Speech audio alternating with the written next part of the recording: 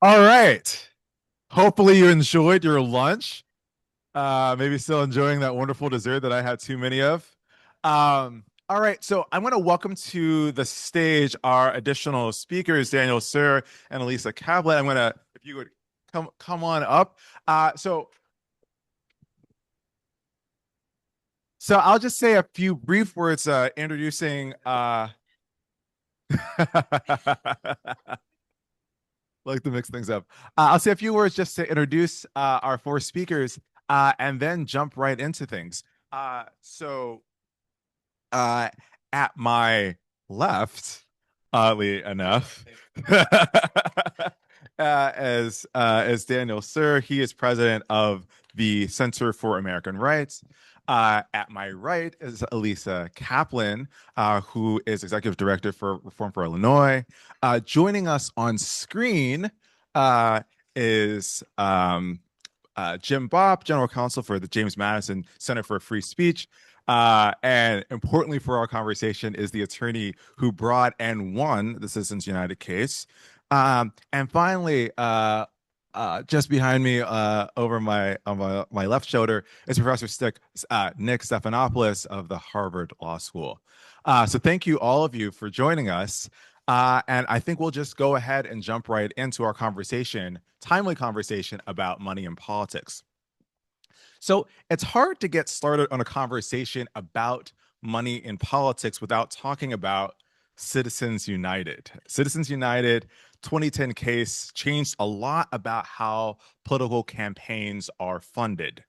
Can one or more of the panelists weigh in just to explain for all of us what did that lawsuit do? Like, how did things change from the day before Citizens United to the day after and the days, months, years after? How did that case change things about the funding of American elections? That sounds like a question that maybe ought to be directed to me. And of course, you always like a decision in a case where you brought the case and you won it. So, yes, Citizens United had a significant impact, uh, but it is given more credit than it is due, in my opinion. Citizens United struck down a federal law. Similar laws were in many states prohibiting corporations and labor unions from endorsing candidates uh, through independent expenditures. It did not affect contributions or contribution limits, and there are corporate bans on contributions and corporate limits. But very importantly, it allowed people to pool their resources in a group and then be able to speak out on on candidates. I mean, rich people already have the money, they can spend the money. The problem with people of average means is we don't have the money and must pool our resources in a group.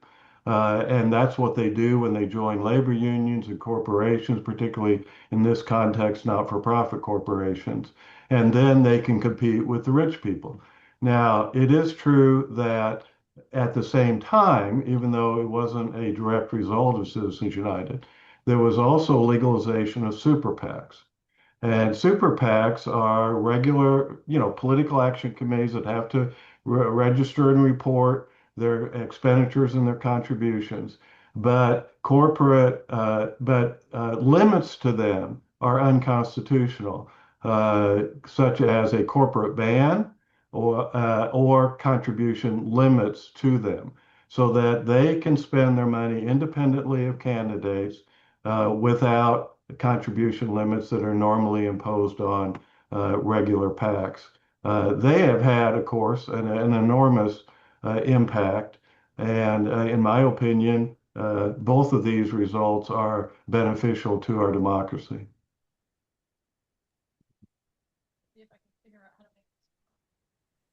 Can you hear me? Yeah. Um, Jim mentioned that this allowed people to pool together their resources, but I think it's important to note a distinction here. What Citizens United did, and please correct me if I'm wrong, Jim, was allow corporations to use their general treasury funds to spend on elections. And what that meant was they could draw off of, money that customers gave them in exchange for products, et cetera, et cetera. It's not true that corporations didn't have any ability to pool their resources before. They could do so through PACs, which their employees and executives could donate to. The difference is that PACs had limitations and contribution limits on what they could spend.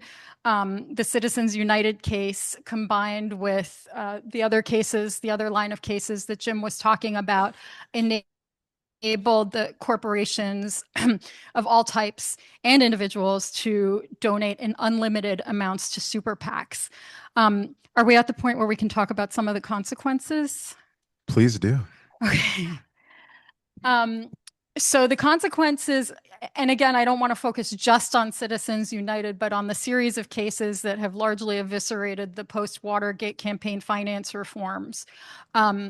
They have unleashed a tremendous amount of corporate election spending and election spending by the very wealthy. So before Citizens United, before 2010, independent expenditures were about 3% of election spending. And again, independent expenditures are made without coordination with candidates and therefore can be unlimited. Whereas now it's about 25%. And because of the rise of super PACs and unlimited funds and some other cases, the number of the percentage of election funds spent by billionaires has gone from 0.3% to 25% today. Something 20% maybe. So the 300 wealthiest billionaire families in the United States now account for 20% of election spending. So 300 is a percentage of the general population that's so small that it would take me a half an hour to go through all of the zeros that come after the decimal point. But they are having a tremendously outsized impact on elections today. And I think the simple answer to that is that people will spend money on politics as long as politicians run our lives and economy, right? If you want less money in politics, have politicians exercise less power over our society, right? We shouldn't be surprised that when we have a federal government as big as it is and exercising as much control as it does over our economy, for instance, that corporations care about who's running the federal government, right? Now we can argue about whether only corporations should be heard in that context, but we shouldn't be surprised that as the government has grown in influence in our lives and society, that people want to direct the course of our government and they invest money in doing that. I would suggest to you that oftentimes money in politics is like water. If you clamp down on it in one place, it will spurt up somewhere else, right? So historically, we used to do most of our political spending on candidates. And then we clamped down on that, and a lot of money moved into political parties. You know, the RNC and the DNC do a lot of the spending.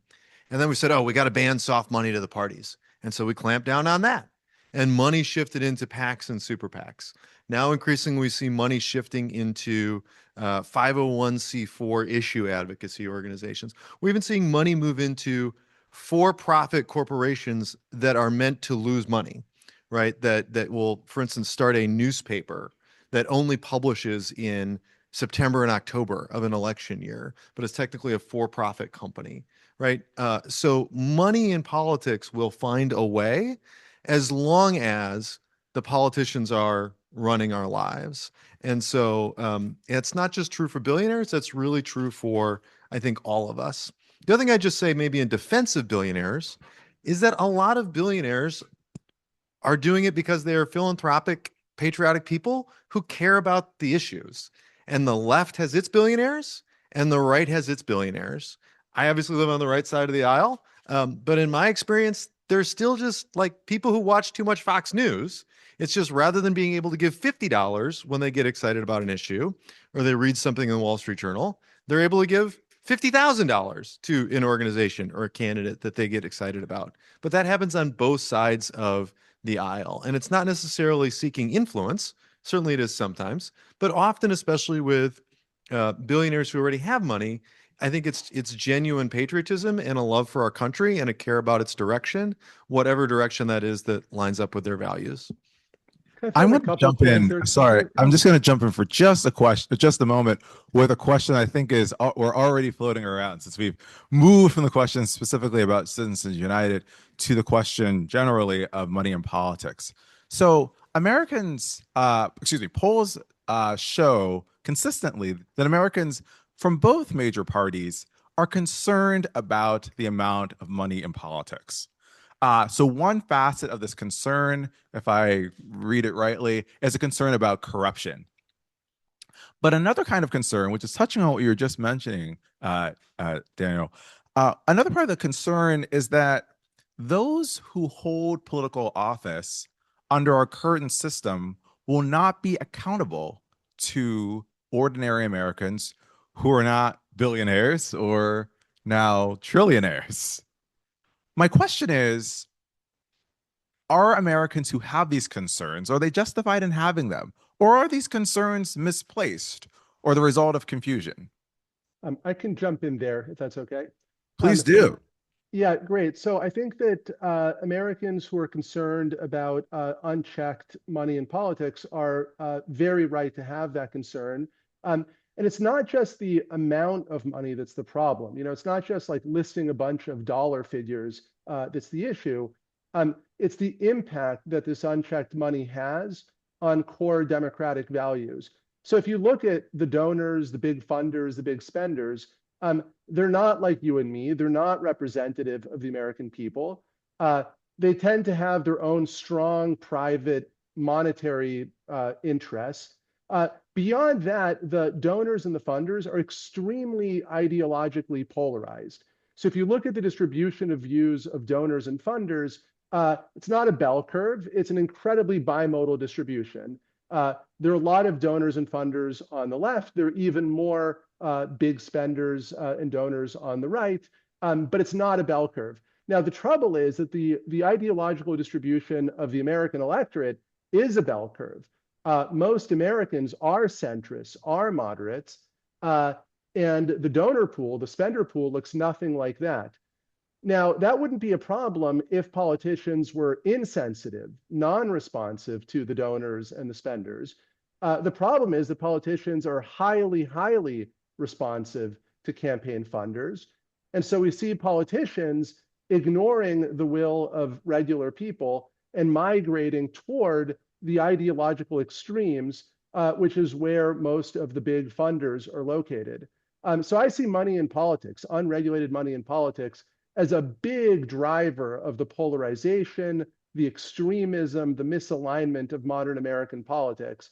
We know that when we have more stringent campaign finance regulations, we see less of that polarization. We see less of that misalignment.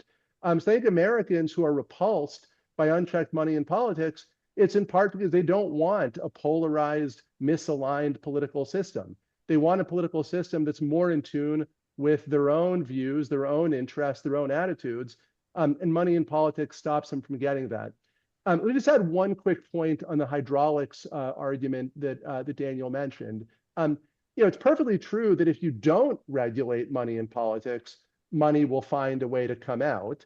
And so if you have a patchwork system where there's a little disclosure, but not too much, some contribution limits, but not everywhere, some expenditure, actually now no expenditure limits whatsoever, in that kind of patchwork regime, sure, money will find an outlet.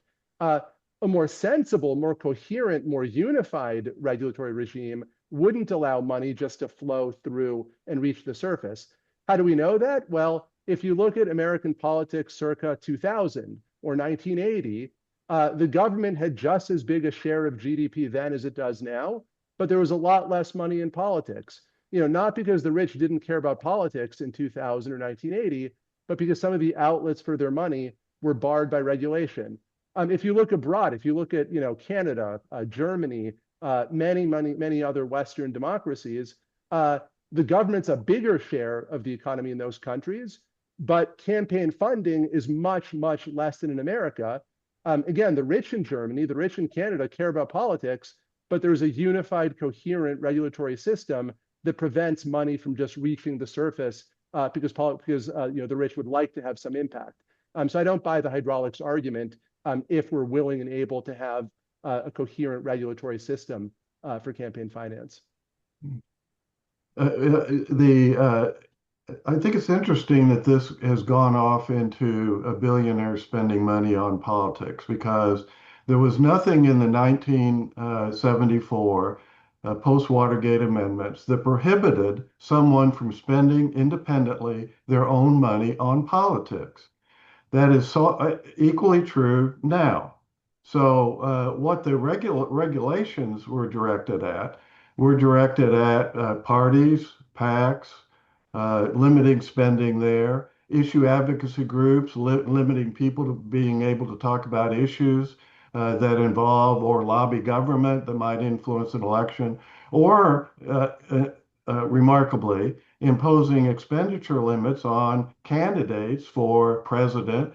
You know, it was $100 million was the limit that somebody could spend on running for president of the United States. If that law had not been struck down, then in the last election, it would have been $100 million, not as Kamala spent 1.3 or something billion dollars on the election. So really claiming that these laws have somehow or another unleashed billionaires is simply not the case. It has always been a core protection of the First Amendment that individuals can spend their own money advocating their own points of view.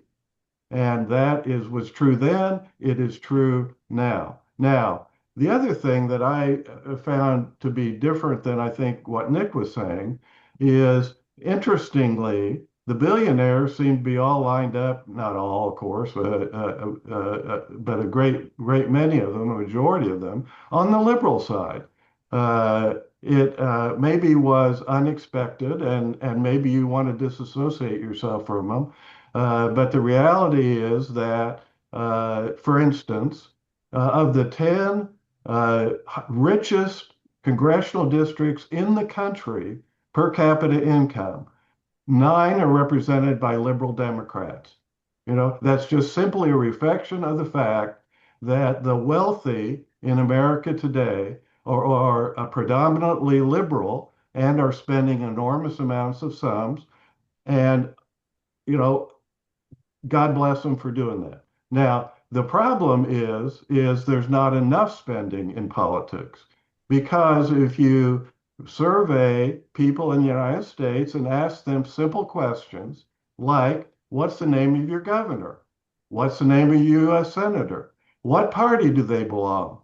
What's the name of the vice president of the United States? A majority of the people will say, I don't know. In other words, the most fundamental information conceivably possible about our government and our elections, they don't know. Now, that means a lack of information that is essential to running democratic elections. Can I jump in on a few points there? First of all, I would suggest that that speaks to the quality of the information that all of this money is buying us, rather than necessarily the amount. I would also just factually on the point about where billionaires reside on the political spectrum, although I think it's almost irrelevant, because we shouldn't assume that billionaires can represent the rest of us. We shouldn't expect them to represent the rest of us. But there was a recent analysis by the Wall Street Journal that found that the wealthiest 100 Americans in the country, 80% of their money in 2024 went to Republican causes. Now, again, there may be election cycles where it's the reverse. In Illinois, most of the money goes to Democrats, except that's mainly since Ken Griffin left. So the Republicans were reliant on Ken Griffin, and we had our billionaire, the billionaire on the left, J.B. Pritzker, and so we were reliant on this balance of power. That's nonsense. We shouldn't be reliant on, do we have a billionaire to counter your billionaire? That's ridiculous, and it relies on chance. So the idea that even apart from does it cause ideological polarization, for example, and there is good research, as Nick mentioned, that billionaires have different interests, especially in terms of fiscal policy, tax policy, redistributive policy, than the average American. Is we shouldn't have to rely on the luck of having a billionaire that represents our views. We should be able to contribute to the electoral system in a way where we can have the power to represent our own views.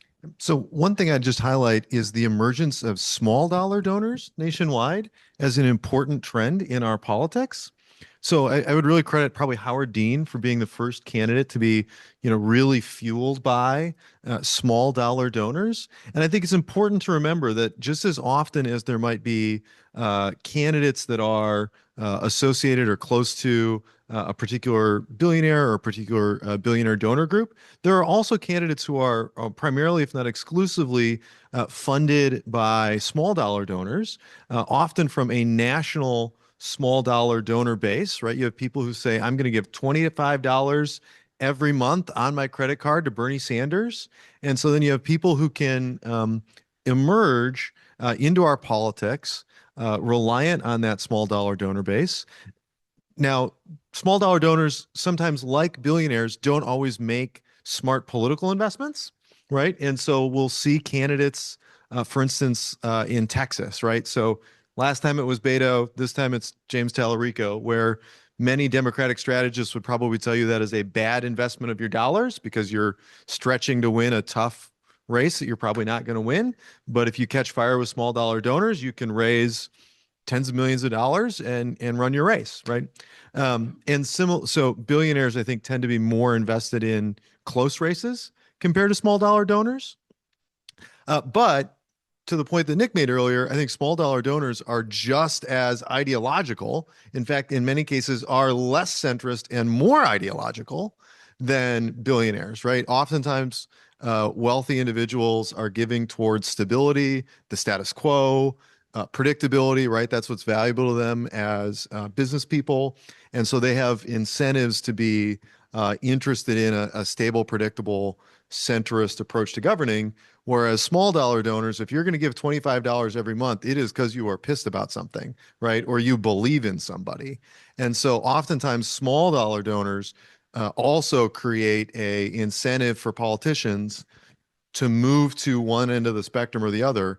And in particular, if you are in a battleground state, you become reliant on donors in California or donors in New York, if you're a Democrat, or donors in Texas, if you're a Republican, who are not the same as the people in your state, right? I'm from Wisconsin, and we get flooded every cycle by money from deep red states and deep blue states that are not Wisconsinites, because they know if they put money into races in those states, it's not going to matter. But if they put money into races in Wisconsin, it'll move the needle. There's actually empirical evidence that contradicts what you're saying about small donors, but being more extreme as a whole. But we don't have to get into. Can I throw in one quick point here?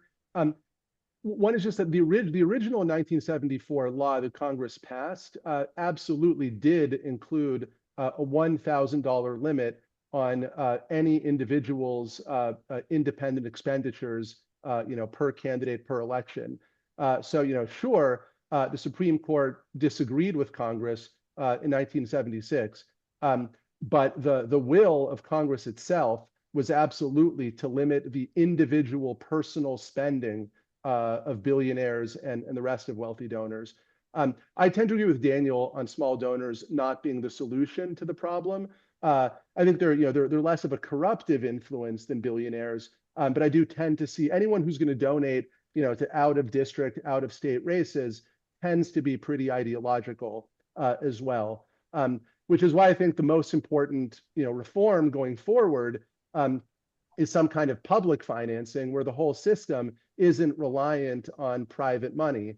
The great appeal of public funding is that it doesn't have the same polarizing, misaligning influence. You can get money, run a viable campaign without having to cater either to billionaires or to ideological small donors. And so especially in a post-Citizens United world where sticks are off the table, I think the carrot of public financing, has to be the main goal for reformers now. So funny that you should bring that up. Sorry to interrupt and chime in once more, but since this issue got brought up, it reminds me of a question I wanted to ask. So far in our conversation, we've talked a lot about particular kinds of persons funding elections. We've talked about large donors, billionaires, trillionaires. We've talked about small donors. We've talked now about public financing. And one of the things that comes up in conversation is about when we don't know the source of the funding. And so I wanted to ask about dark money.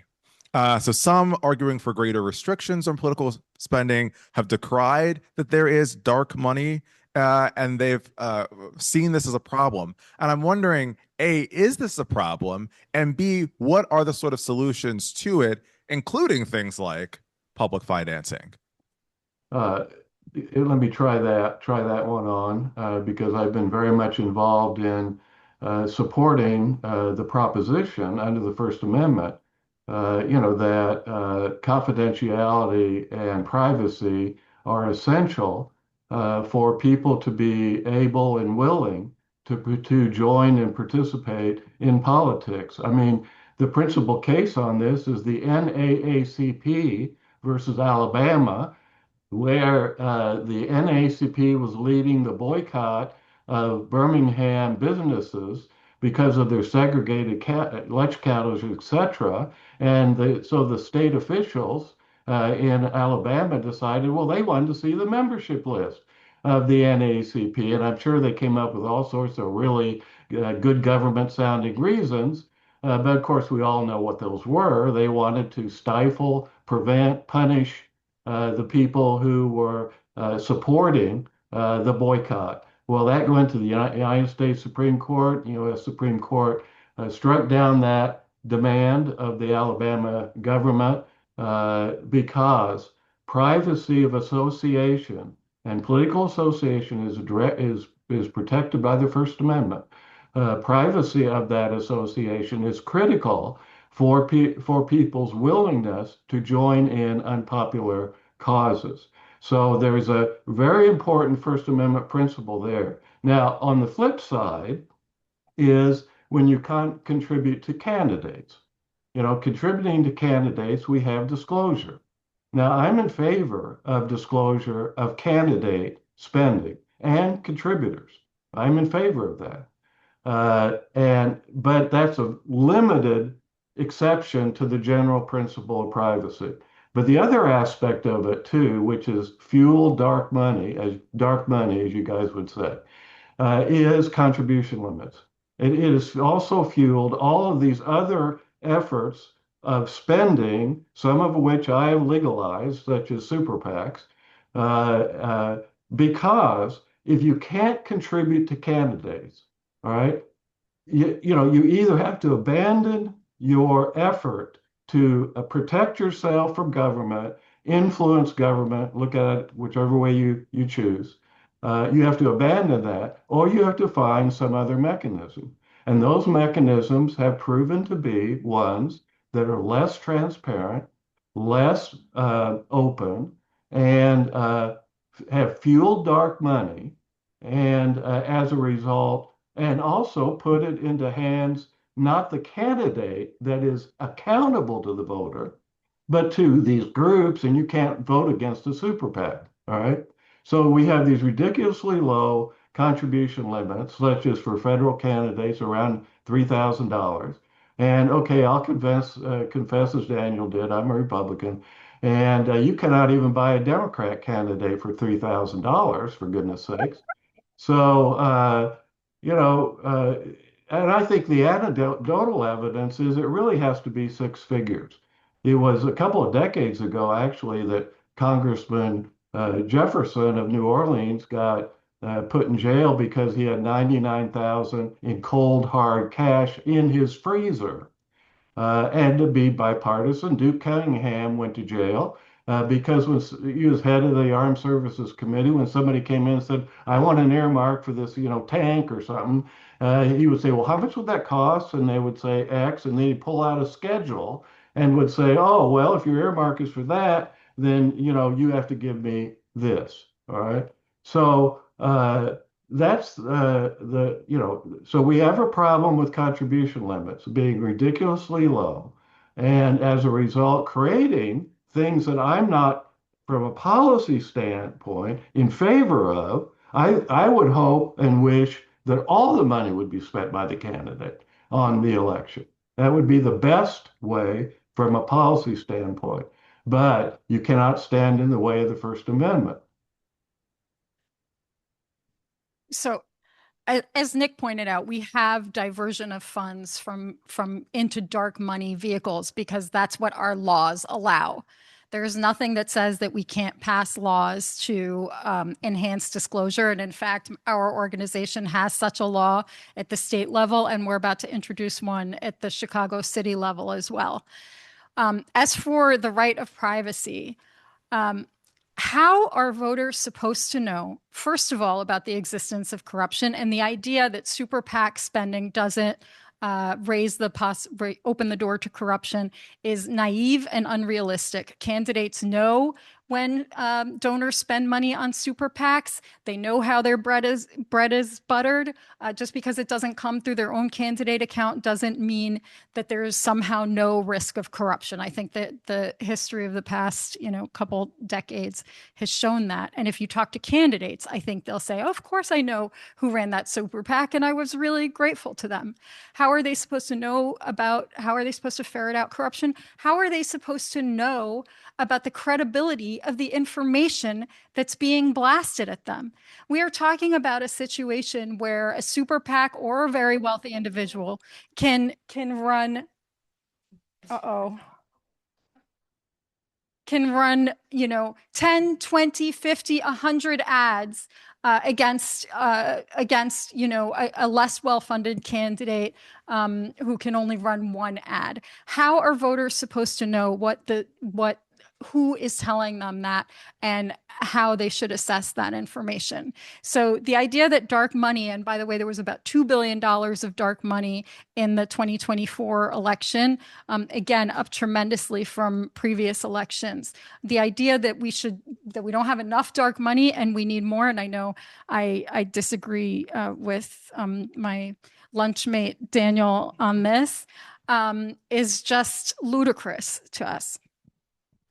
Yeah. So I know we earlier talked about like private money, I think was the term that Nick used. I would call it patriotic money. Like, let's keep in context what happens. Regular, everyday Americans, whether they make $5,000 or are worth $5 billion, like American citizens voluntarily choose to give away money because they believe in something or someone. Or only out of the goodness of their own hearts. That's the only thing motivating them. Not influence or access or so at least the desire to remain a billionaire or anything like that. Yes. So at least at small dollar donor levels, I think that is true. Right. So part of the question of where do we draw the contribution cap line is, at what point does the money become corrupting, both in terms of how much does it cost to corrupt a member of Congress, right? For $3,000, can I even get a member of Congress to return my phone call anymore? Right. Versus how much from a donor is the amount of money so significant that it's going to be corrupting, right? That it's not being done out of the goodness of your heart, that it's being done to influence people. But even above small dollar donor levels, oftentimes donors give because either they know the candidate and they're just in a personal place in life where they can give at $1,000 or $10,000 or $100,000 because it's their friend running for Congress and they want to support them or their family member. So sometimes it's a personal relationship. Sometimes it's they think this person's going to be good for the country. Their values are aligned with that candidate's values. And sometimes it's because they want to influence that candidate on a policy issue, right? Like any of those things are possible.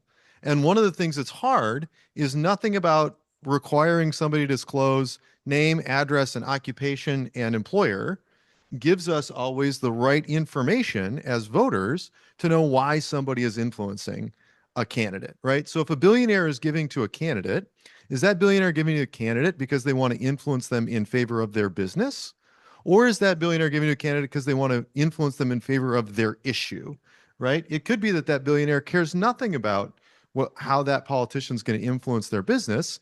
It could be that that billionaire is really personally committed to gun rights or the environment or abortion or gay marriage or whatever the issue is that motivates them. And putting down on a form, well, this is my occupation and this is my employer, doesn't actually give you the relevant information that you want to hold politicians accountable, because the donation had nothing to do with your occupation or employer. It was because you had an issue in common that you cared about. Can I say a couple quick things on disclosure? Since we're addressing the area of campaign finance that isn't bound by disclosure rules, I would just say that the two classic rationales for mandating disclosure both absolutely apply to what's now undisclosed dark money. So the first classic rationale is exposing corruption. It's hard to see corruption. It's hard to find corruption if you're not aware of the financial flows. Now, dark money, even though it's independent spending, can absolutely sometimes be part of corrupt exchanges. We saw Senator Menendez getting indicted over a super PAC donation. A rich guy gave money to a super PAC that spent money to support Menendez. And in response, Menendez did things to benefit that donor, like a Florida doctor. Dark money groups can engage in exactly the same kind of spending activities as super PACs. And so if there was real quid pro quo corruption with Menendez in a super PAC, there could also be real quid pro quo corruption with Menendez and a dark money group. He would know the donor to the dark money group, even if the rest of us don't know who that donor is. Second thing is, the other big rationale for disclosure is that voters have an interest in knowing about the sources of campaign money, full stop. Like, it's relevant to voters who is spending, who is trying to advocate certain arguments in the political domain. We learn an awful lot, independent of corruption, by just knowing who exactly is donating to candidates. And we're totally deprived of that knowledge with respect to dark money groups. Now sometimes, as Jim was discussing before, there are real concerns about harassment or reprisals and the like. And I would be the first to say that where that's a real risk, not just a fantasy, we should have some limits on disclosure, some carve-outs to prevent harassment and reprisals and those kinds of things. But in the vast, vast majority of cases now where we have undisclosed dark money, there's no serious risk of reprisal. There's just a preference for anonymity. And I don't think that mere preference for anonymity should take priority over our desire to root out corruption and our desire to know about who's trying to influence our political behavior. I'm going to move to some of the audience questions. I have many more that I'd like to ask, but I'll ask some of these first, and maybe if there's time, circle back. So this question turns us from asking questions about proper regulations or improper regulations that we currently have to asking about how people are reacting to our current environment. So the question is this: are you seeing any meaningful pushback against candidates who received money from PACs or other sorts of donations? Or is this sort of phenomenon, the pushback, is that just an exception? So again, the question is there any pushback to the amount of money that people receive? Someone has a phone that okay, good. So just to repeat the question, is there any pushback to candidates receiving PAC donations? Need to take that? I'm sure you'd say you wish there was more. Did I am on? Okay. Yes, there's pushback. There's been pushback in a number of the congressional races recently. It often becomes an issue. But it's a wonky issue. You know, sometimes it does become a dispositive force in an election. But it's a pretty wonky issue. And you know, it can get drowned out by the sheer amount of spending by such PAC. So I would say yes, that's one of the reasons that transparency is so important, so that it can become an issue if it's relevant to an election. But again, it's one of several different issues, or it can be, that arise in an election. I think the reality is that money in politics is what we would call like a high agreement, low intensity issue, right? So if you ask voters, do you think there's too much money in politics? A lot of them would say yes. If you ask voters, are you going into the ballot box and deciding who you're going to vote for based on whether or not they think there's too much money in politics? Most voters would say, no, I care way more about my local schools. I care more about, you know, abortion, gay marriage, whatever my issue is, or even just like, I like the candidate, right? So it's a high agreement with low intensity. The other reality that the politicians have figured out is, frankly, we'll take another simple example, attack ads. If you ask people, do you like attack ads? No. If you ask people, did this particular attack on this candidate change your opinion about the candidate? The answer is yes, right? So why do political strategists run attack ads? They work. Voters don't like them. Voters don't want them, but voters are moved by them, right? And so I think candidates look rationally and they say, yes, I can accept an influx of money from outside my district. And there's going to be a newspaper story that says a majority of the money that I received in my congressional campaign came from outside of my district.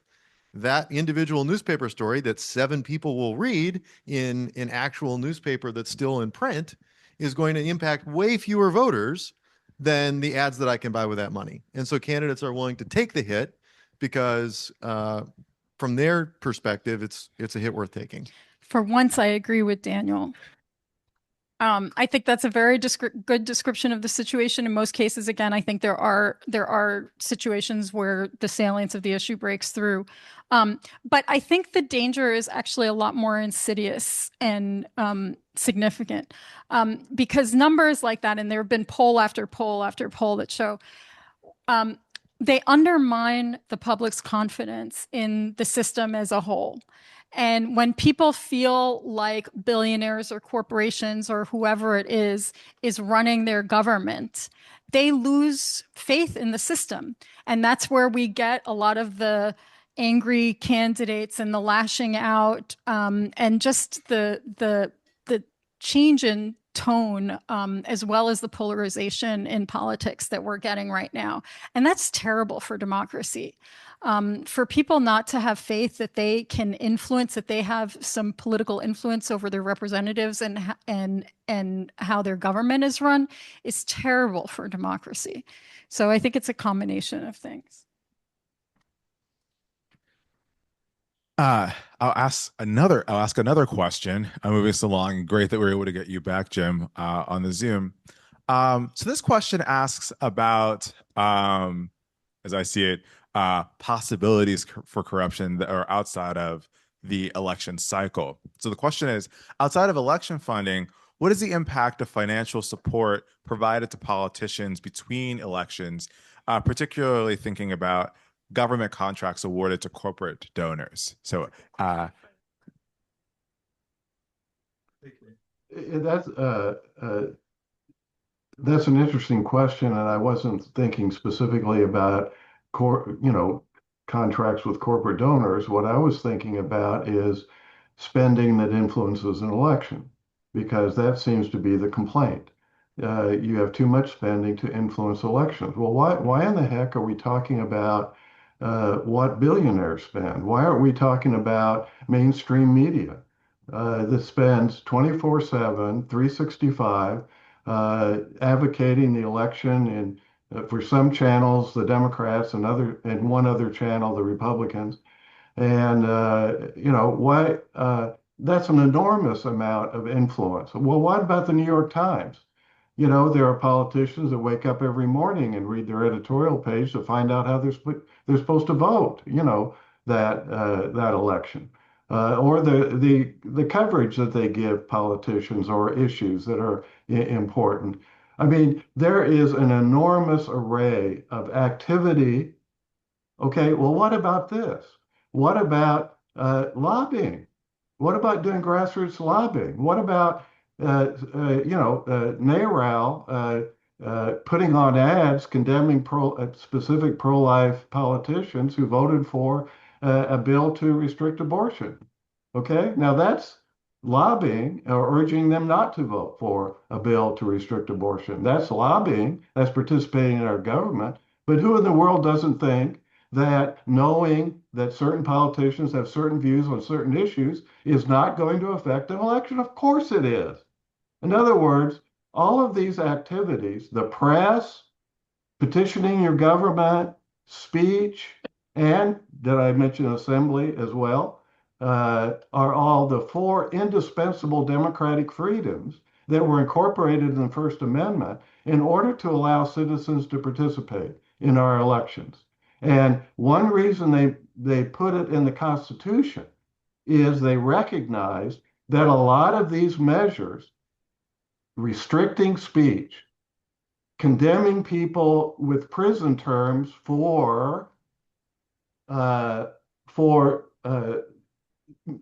making speech that is disrespectful, and I forgot the exact word now, of the government or politicians would be popular, but would damage or destroy the democracy by driving citizens out of participation. So it is interesting to me that the feelings of the American people on these various issues. But I think we have to go, if we're going to preserve our democracy, back to first principles.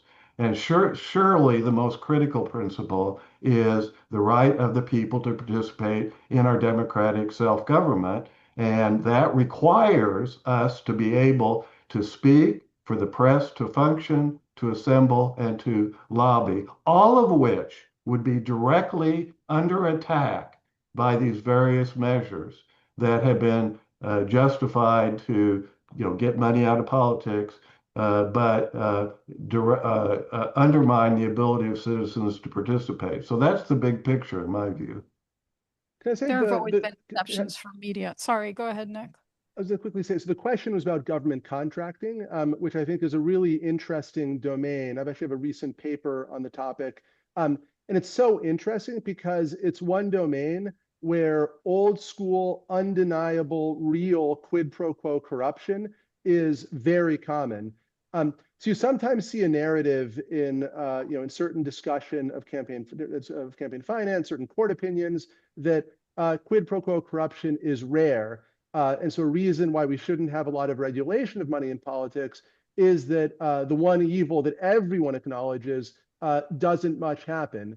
And maybe there isn't a lot of real quid pro quo corruption when it comes to regular bills, but there is an awful lot of real corruption for government contracting. And that's because a government contract is very different from a bill. A government contract goes right to a single awardee. It's a big benefit that's not shared with anybody else. And you also often don't need the whole government to enact a government contract. It's often it's an agency, it's a particular decision maker who decides where that money is going to go. So you have really big undiluted benefits for donors, and you have a relatively small number of decision makers who can award the government contract.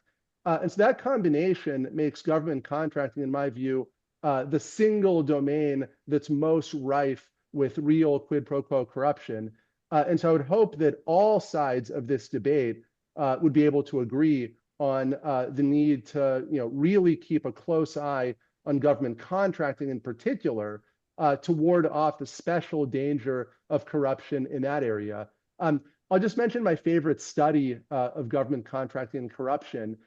So there are judges in Houston who are elected. These judges have the power to appoint lawyers to represent pro se defendants.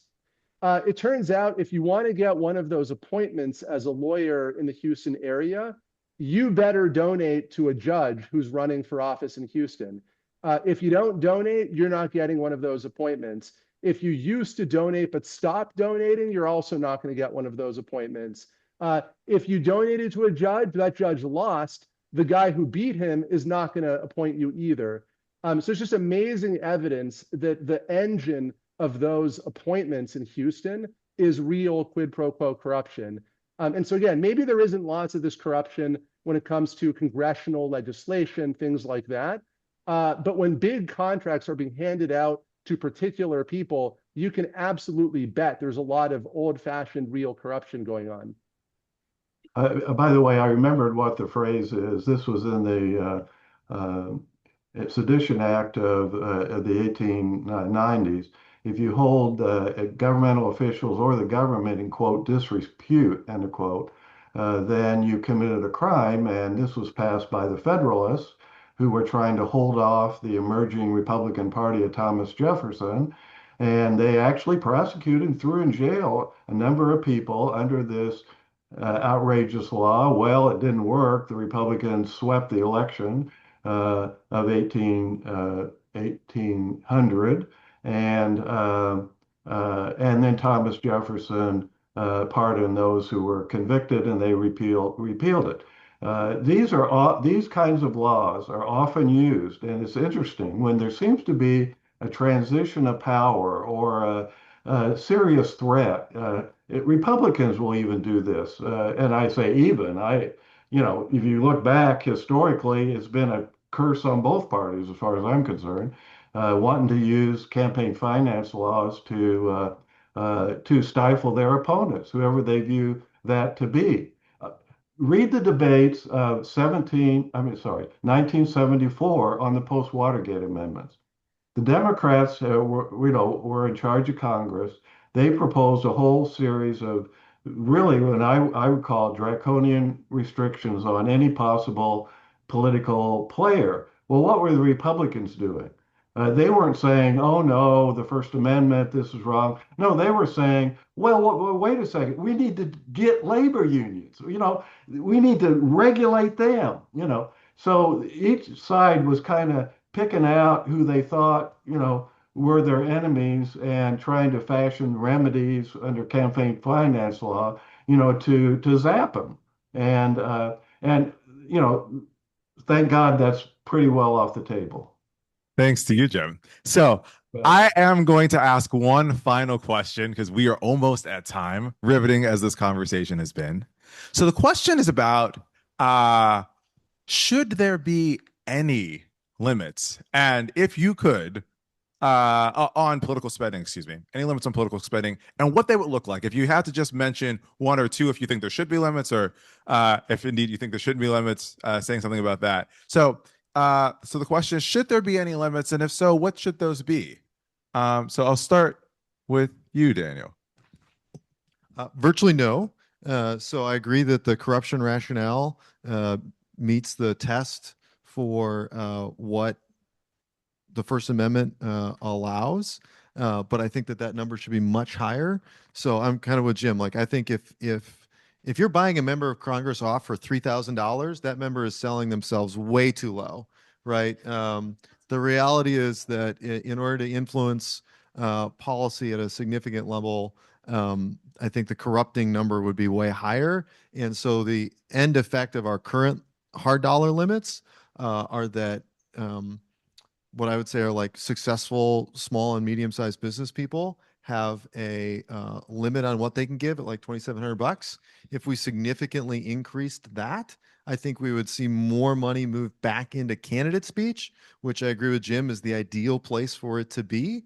And we would see less, we'd still see billionaire influence, but millionaire influence would move back into candidate-based spending, which would be the best place for it.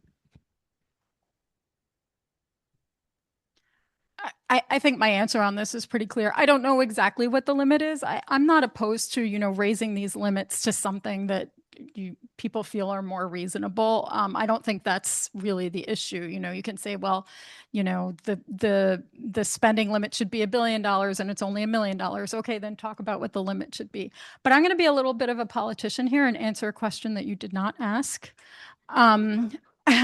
In response to what Jim said about campaign finance being some kind of anti-competitive, regulation being some kind of anti-competitive, anti-democratic thing, as Nick mentioned, we are an extreme outlier in the United States as far as campaign finance law.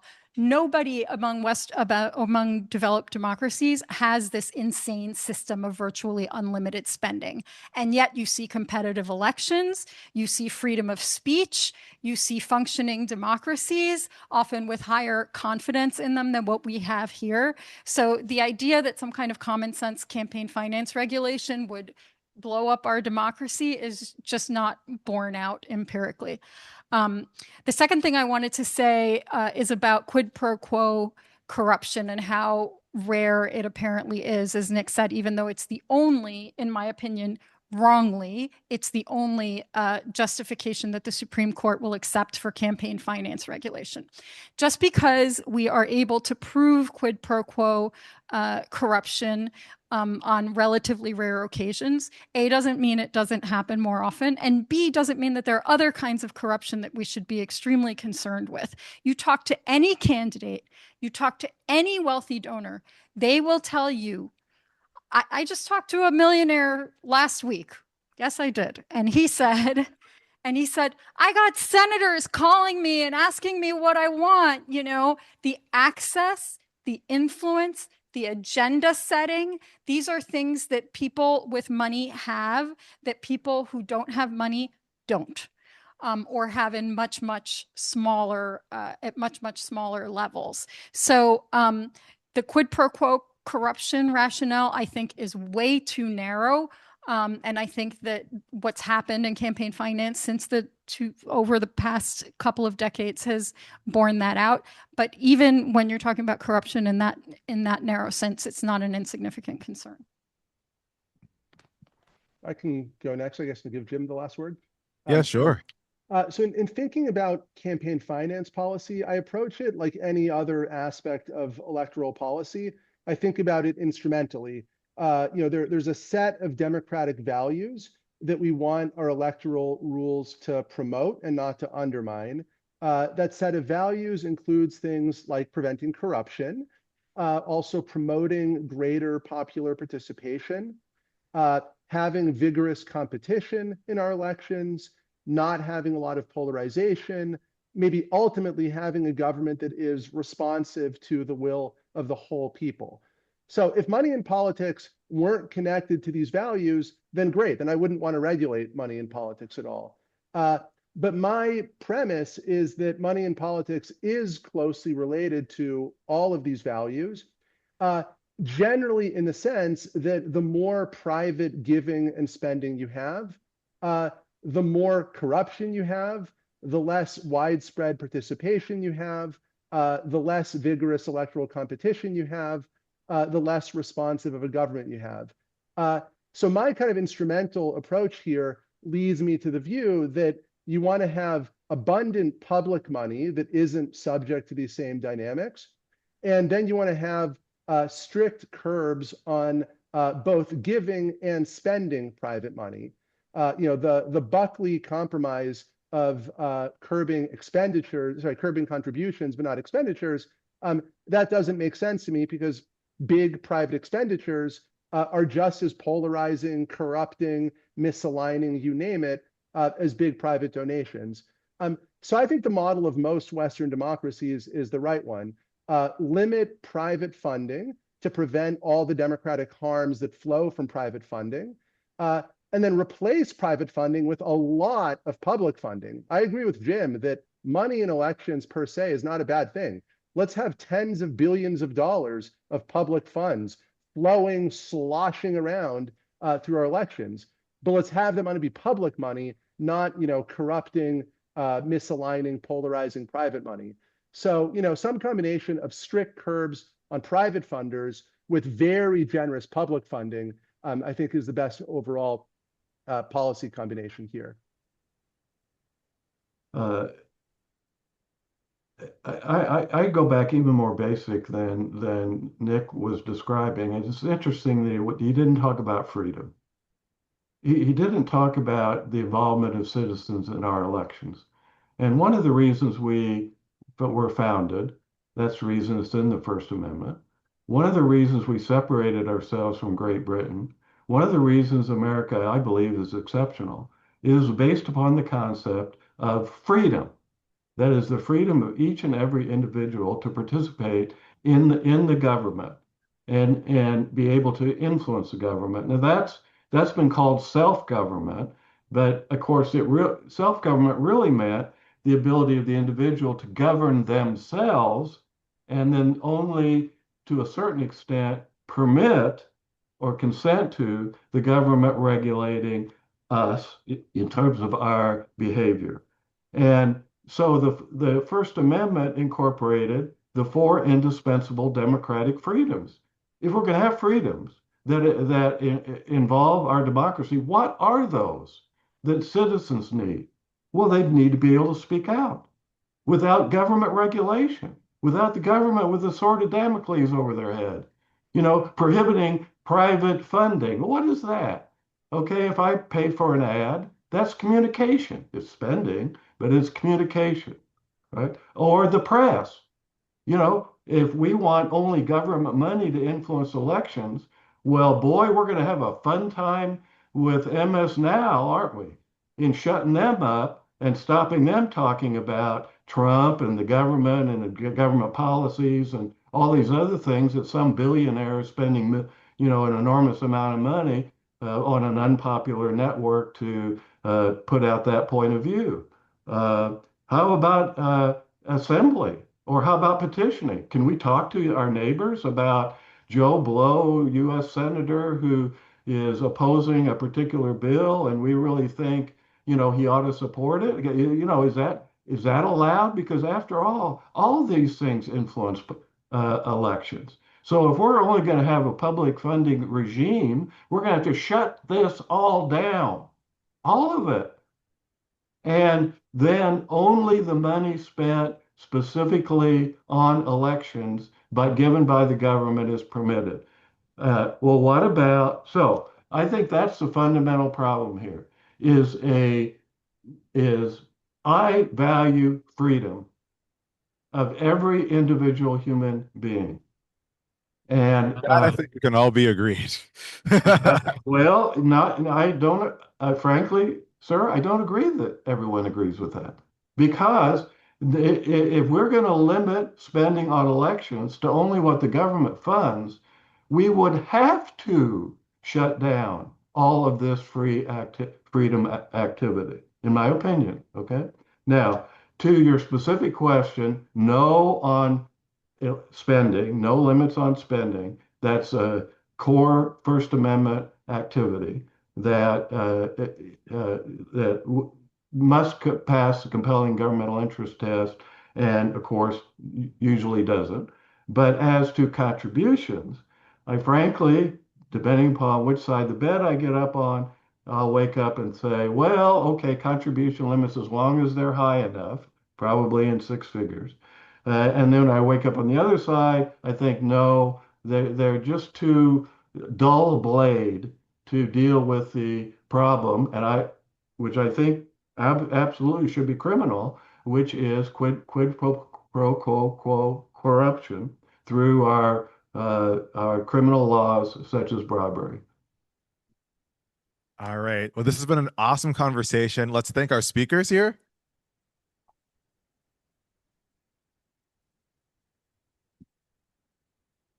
And yeah, look forward to the next public affairs events here at the club. Thank you. Take care. Thanks, everyone.